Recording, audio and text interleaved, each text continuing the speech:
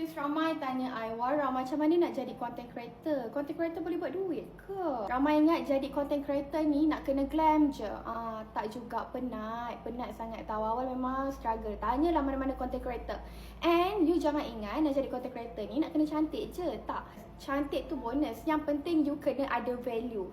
Nak jadi content creator, automatic dia akan jadi influencer tau. So you nak influence, nak sampaikan dekat orang tu dengan cara yang macam mana.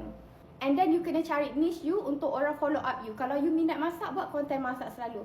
Kalau you suka fashion, you buat outfit check. Kalau you suka gaming, you show your gaming kan. Sebab kalau ikut trend je, nanti you akan penat. And then you tak ada idea, tak tahu nak share apa. So ini style yang pertama. Cantik. Next color. Okay. Next kita pakai this color. And orang tanya, Wara kalau nak buat konten ni kan nak kena beli lighting ke? Nak beli barang mahal-mahal ke? Tak perlu. You selak je tingkap, guna natural lighting, pacak je phone, dah boleh buat video. Tapi Wara, video I selalu tak naik. Kalau you buat 100 video, insyaAllah akan ada satu video yang naik. Kadang ni bukan sebab viral baru kita boleh naik. Kadang kita buat video viral pun tak naik juga.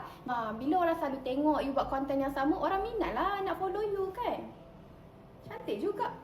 Ada setengah orang dia takut nak start sebab takut kena judge dengan orang. Benda tu normal. Kalau you dah rasa kawan-kawan you judge, nanti kalau you kenal, ramai lagi akan judge you. So you relax je.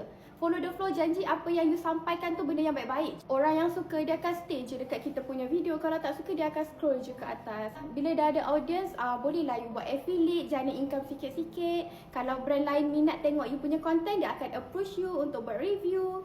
So bolehlah buat duit sikit-sikit dari situ. Style Shop pun cantik juga. Kan? Kalau korang start teringin nak jadi content creator, cuba drop dekat komen niche mana yang korang minat. Manalah tahu I boleh share idea dekat korang juga. Dah ada follower yang ramai, make sure kita kena share benda yang baik-baik. Benda yang berilmu, yang bagi manfaat dekat orang lain juga. Okay? Tudung I yang cantik-cantik ni semua daripada I, Rabel Laska.